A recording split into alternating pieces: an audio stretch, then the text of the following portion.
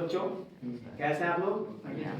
बढ़िया। तो आज हम लोग बेटा शुरू करेंगे हिंदी का सबसे आखिरी कविता, ठीक है, जिसका नाम है संगतकार, ठीक है। और इसके जो कवि हैं मंगलेश डबरा, ठीक है। सबसे पहले मंगलेश डबरा के बारे में जानते हैं, उसके बाद फिर हम जानेंगे संगतकार के बारे में। तो साहित्यकार मंगलेश डबराल का जन्म सन 1948 में टिहरी गढ़वाल के काफल पानी नामक ग्राम में हुआ। इनकी शिक्षा दीक्षा देहरादून में हुई थी। देहरादून समझते हैं? देहरादून जगह है कहाँ पे? उत्तराखंड में। पहले उत्तराखंड हमारे उत्तर प्रदेश का हिस्सा हुआ करता था, ठीक है, फिर उसका बंटवारा हो गया और वो अलग हो गया। तो उत्तराखंड की जो राजधानी उसको क्या बोलते हैं? देहरादून, ठीक है। बहुत बहुत जबरदस्त और प्यारी जगह है, पर्सनल एक्सपीरियंस बता रहा हूँ, ठीक है। और वहां से देहरादून से केवल 8-10 किलोमीटर है मसूरी। Yes sir. मसूरी, हाँ मसूरी जानते हैं? Yes sir. पहाड़ों की रानी कहते हैं उसको। हाँ सर, यस सर। जो 12 में हाँ श्रद्धा थी उसका घर है वहीं पे। हाँ, रात को चमकता है वो। Yes sir. माने एक ऐसी पहाड़ी चोटी है जहाँ पे बिजली की व्यवस्था बहुत सुगम है। वहां पे रात में जब आप देखोगे ना मसूरी की तरफ, पहाड़ों की तरफ, ऐसे ऊपर देखोगे तो आपको पहाड़ियां दिखेगी। मतलब जमीन पर रहोगे देहरादून में आप बस खाली हल्का से ऊपर देखोगे तो आसमान से पहले आपको पहाड़ियां दिखेंगी वहीं से, ठीक है। और वहां पे टिमटिमाते हुए बत्तियां, लोगों के घरों में से बत्ती जलेगी, लगेगी कुछ बहुत जबरदस्त चीज, ठीक है। नेक्स्ट है, आरंभ में इन्होंने दिल्ली में हिंदी पैट्रियट, प्रतिपक्ष और आसपास में काम किया और बाद में वह भारत भवन में प्रकाशित होने वाले पूर्व ग्रह नामक पत्रिका में सहायक संपादक के पद पर कार्य करने लगे। यानी कि जब वो उनकी शिक्षा दीक्षा पूरी हो गई तो दिल्ली आ गए। दिल्ली में बहुत सारे प्रेस थी। प्रेस समझते हैं ना, जहां पे अखबार की छपाई होती है। ऐसे जैसे कि एक का नाम है पैट्रियट, इंग्लिश अखबार है, उसका प्रतिपक्ष हिंदी अखबार है, आसपास ये भी हिंदी अखबार है। तो इन सभी अखबारों में संपादक के तौर पे, जिसको कहते हैं एडिटर, समझते हैं एडिटर? एडिटर के तौर पे उन्होंने काम किया है। उसके बाद फिर बाद में भारत भवन, एक सरकारी संस्था है भारत भवन, फिर वहां पे उन्होंने पूर्वग्रह नामक पत्रिका में काम किया है, ठीक है। नेक्स्ट है, इन्होंने कुछ समय तक इलाहाबाद और लखनऊ से प्रकाशित अमृत प्रभात में भी कार्य किया है। लेकिन जो लखनऊ और इलाहाबाद में प्रकाशित है अमृत प्रभात, ये भी एक पत्रिका है, ठीक है, इसमें भी इन्होंने काम किया है। और 1983 में जनसत्ता अखबार में साहित्य संपादक का पदभार भी संभाला है। यानी बहुत जबरदस्त किस्म के इनका कैरेक्टर रहा है, ठीक है। हर जगह इनकी डिमांड रही है, जहां जहां जाते थे संपादक या उप संपादक के पद पे ही जाते थे। और कुछ समय तक सहारा समय, सुना ना सहारा समय, ये भी एक पत्रिका है, सहारा समय। सहारा सुने? सहारा, सहारा इंडिया, हाँ। तो सहारा समय में भी संपादन कार्य किया है। और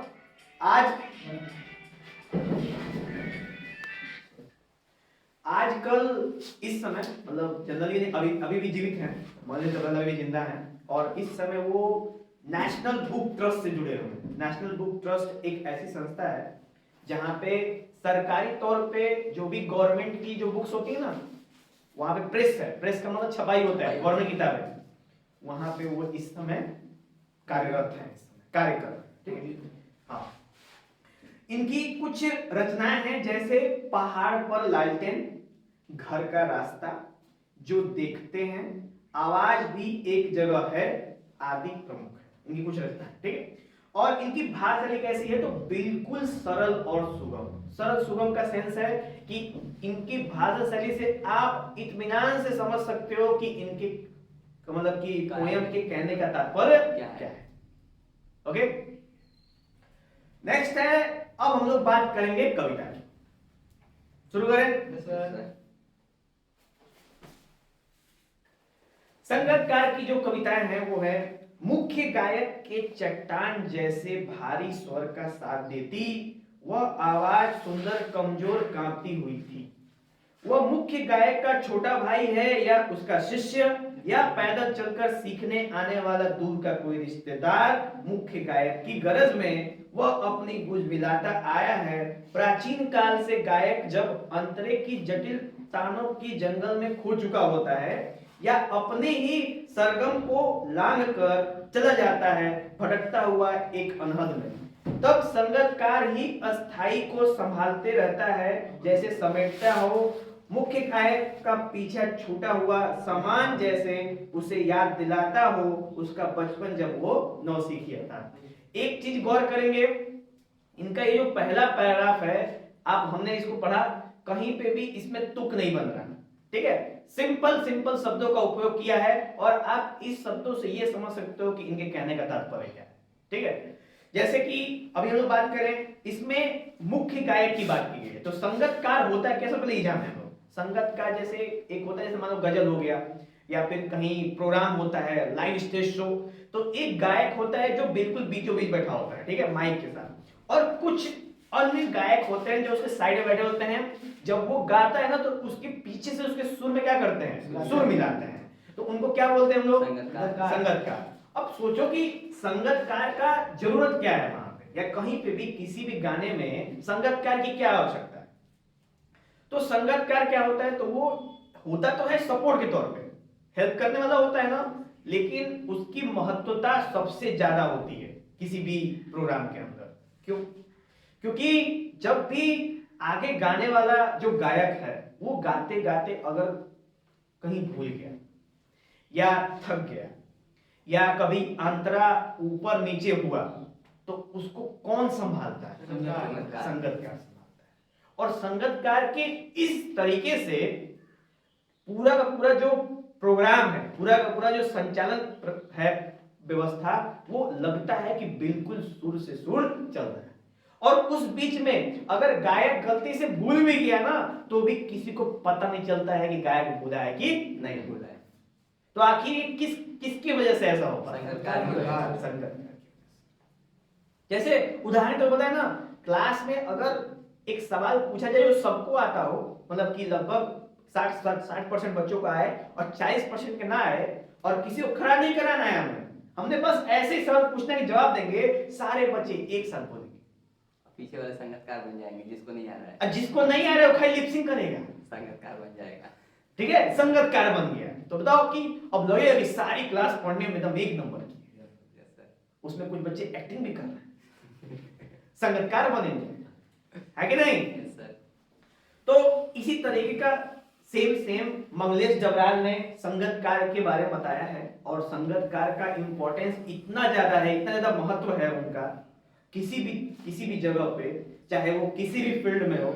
यहाँ पे तो मेनली किसकी बात की है हम लोग, गायक की बात की है, लेकिन संगतकार बहुत जगह उपयोगी होते हैं। कंपनियों में भी संगतकार होते हैं, कहीं नेता आए हैं वहां पे भी संगतकार होते हैं, कहीं स्कूल में भी क्लास के बच्चों में संगतकार होते हैं।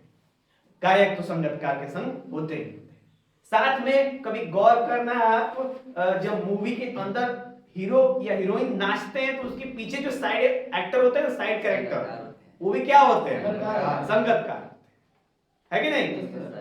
तो ये है संगतकार। देखने में तो इनका अस्तित्व बहुत कमजोर होता है, क्या है, कुछ नहीं है, मेन तो क्या है, गायकी है, और नाम भी किसका होता है, गायक का ही होता है। लेकिन अगर संगतकार ना हो तो गायक की इतनी गरिमा नहीं बन पाए,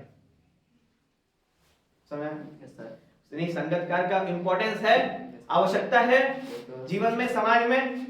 इसी व्यथा को मंगलेश डबराल ने क्या किया है, बताया है कि संगतकार होते हैं, संगतकार हमेशा साइड रोल करते हैं। साइड रोल का मतलब हमेशा हेल्प करते हैं, सबको मदद करते हैं गायक को, लेकिन कभी भी जीवन में ऊपर उठने के बारे में नहीं सोचते हैं, कभी भी जीवन में ऊपर उठने के बारे में, है ना। वो हमेशा गायक की हेल्प करेंगे किसी भी कंडीशन में, जैसी परिस्थिति हो वैसी परिस्थिति में, और बहुत ज्यादा उम्मीद भी नहीं करते कि इतनी सारी सराहना हमें भी मिले, नहीं उम्मीद करते हैं। उनका काम ही है, वो आए ही हैं यहाँ पे संगतकार के तौर पे, ताकि गायक के हौसलों को ऊंचाई कर सके और बढ़ाया जा सके, उसके गरिमा को और ऊंचा किया जा सके, ठीक है, ताकि जो भी आए हैं उस क्षेत्र में, उस प्रोग्राम में गायक के लिए, वो सब उससे क्या हो, प्रफुल्लित हो, प्रसन्नचित हो, है ना। तो ये था हम लोग का पूरा मंगलेश डबराल का कॉन्सेप्ट, आपका किस पे, संगतकार। तो ये था, हमने आपको पहला स्टेज के बारे में बताया ना। तो देखो इसमें बोला कि मुख्य गायक के चट्टान जैसी भारी स्वर को साथ देती। यानी जो मुख्य गायक होता है जब वो शुरू करता है तो उसका साथ देती है। और ऐसा गाना गाते हैं संगीतकार वाले, ऐसा मैंने बोलते हैं कि मुख्य गायक से आवाज ऊंची ना हो। और वो भी आसान काम नहीं है। कब क्या कोई गारंटी है कि बोलते बोलते तेज निकल जाए और स्लो निकल जाए? कोई गारंटी है इसकी? यानी सोचो कितनी प्रैक्टिस करनी पड़ती है, कितना मेहनत करना होता है हमको। दूसरा है वह आवाज सुंदर कमजोर कांपती हुई थी, यानी कि सुंदर भी है और थोड़ी कम है, धीरे धीरे। क्यों? क्योंकि मुख्य गायक कोई और है, वो नहीं है। और अगर उनको मौका दिया जाए तो मुख्य गायक से भी बेहतर गा सकते हैं, क्योंकि इतना ज्यादा वो उस चीज का अभ्यास कर लेते हैं मुख्य गायक के साथ रहते रहते कि वो और बेहतर गा सकते हैं। लेकिन उन्हें किसी चीज की जरूरत नहीं है, लालसा नहीं है, लालच नहीं है मन में, नहीं तो फिर वो भी कुछ ना कुछ है कि नहीं। तो कुछ व्यक्तित्व ऐसे होते हैं हमारे समाज में जो पैदा होते हैं समाज में किसी न किसी को ऊपर पहुंचाने के लिए। और इस समाज में कुछ ही व्यक्तित्व ऐसे होते हैं जो शीर्ष से यानी कि चोटियों की ऊंचाई पे पहुंचते हैं, नहीं तो बाकी सब लगे होते हैं किसी न किसी को ऊंचाइयों तक पहुंचाने में। तो संगीतकार क्या है? वो लोग हैं, वो जनता है, वो वातावरण है हमारा जो गायक को चोटी पे पहुंचाने में मदद करता है ना। नेक्स्ट है, अब हम लोग आगे बात करें अगला अगला अगला पैराग्राफ में। तार सप्तक में जब बैठने लगता है उसका गला, प्रेरणा साथ छोड़ती हुई उत्साह अस्त होता हुआ, आवाज से राख जैसा कुछ गिरता हुआ, तभी मुख्य गायक को ढांढस बांधता कहीं से चला आता है संगीतकार का स्वर। कभी कभी वो ये ही दे देता है उसका साथ, यह बताने के लिए कि वह अकेला नहीं है और यह कि फिर से गाया जा सकता है, गाया जा चुका राग। और उसकी आवाज में जो एक हिचक साफ सुनाई देती है, अपने स्वर को ऊंचा ना उठाने की जो कोशिश है, उसे विफलता नहीं उसकी मनुष्यता समझा जाना चाहिए। यानी अभी हमने ये बात बताई ना कि वो उसका स्वर क्या होता है, गायक से कम होता है। क्यों कम होता है? क्या उसको गाना नहीं आता? आता है, लेकिन वो उसकी मनुष्यता है, क्योंकि वहां पे उसको मालूम है कि इस जगह पे मेरा रोल क्या है। उसका रोल क्या है? उसका रोल है गायक को मदद करना। क्या है? गायक को मदद करना। तो वो खुद तेज गा सकता है? नहीं गा। तो यही है संगीतकार की मनुष्यता। यानी हमारे समाज में ऐसे भी बहुत सारे तबके के लोग हैं जो हमेशा किसी के प्रति बुराई नहीं सोचते। तो वो भी लोग हैं जो दूसरे को देख के जलते हैं, दूसरे की कामयाबी पे जलते हैं। लेकिन इन्हीं समाज के अंदर कुछ वो व्यक्तित्व वाले लोग भी हैं जो चाहते हैं कि कोई और व्यक्तित्व शिखर की ऊंचाइयों पर चढ़े, अगर उसके अंदर कोई विभिन्न या विपरीत बातें हैं तो। ऐसी बातें जो बाकी सबको क्या बनाती है, बाकी सब लोगों से भिन्न बनाती है। जैसे कि अगर आप लोग गौर करोगे, रतन टाटा, मुकेश अंबानी, अडानी, गौतम अडानी, ये सब दुनिया के, हमारे भारत के सबसे बड़े रिचेस्ट पर्सन है, यानी कि अमीर लोग हैं। कैसे बने? अकेले खुद के बने हैं? अकेले कुछ किया है? नहीं। उनके लिए जो लोग काम कर रहे हैं वो क्या है? संगीतकार है। और ये संगीतकार लोग अपनी मेहनत से, बलबूते से और मेहनत कर करके और इनको शिखर की ऊंचाइयों तक क्या करते जा रहे हैं? पहुंचाते जा रहे हैं। जैसे इस दुनिया में सबसे अमीर है एलन मस्क। कैसे अमीर बना? अपने से करके, अपने से जो किया सो किया। लेकिन कहीं कहीं देखो, हम इंसान हैं, हमसे गलतियां होती हैं। जब गलतियां होती हैं तो कुछ लोग होते हैं ना जो जस्ट लाइक एंजल, देव की तरह होते हैं, आसपास होते हैं, आपको सपोर्ट करते हैं, लेकिन कभी भी आपसे ये नहीं कहते हैं कि हमने किया है तो हमको इसके प्रति हमको वो चाहिए, धन चाहिए, चाहे कुछ ना कुछ फेवर चाहिए। नहीं करते। यही तो है संगत का, है ना। यानी संग में रहते हैं और बिल्कुल कतार में, और बिल्कुल गायक यानी मेन कैरेक्टर को सबसे टॉप पे पहुंचाने का पूरा कार्यभार किसके हाथ में होता है? संगीतकार। तो कवि मंगलेश डबराल ने संगीतकार के अंदर, हमारे समाज के अंदर, ऐसे तो हमें मालूम है कि बहुत सारे लोग दूसरे का टांग पकड़ के खींचने में लगे होते हैं, कोई ऊपर ना चढ़े। लेकिन इसी समाज में एक ऐसा तबका है जिसका नाम संगतकार है, वो अपने साथ वाले को, जो कि मुख्य है, मुख्य व्यक्तित्व रखता है, उसको सबसे ऊंचाइयों पे पहुंचाने में भी मदद करता है। यही संगतकार की आवाज है। समझ? तो ये हो गया हमारा संगतकार कविता हो गई समाप्त। कोई भी प्रॉब्लम हो तो मिलेंगे नेक्स्ट।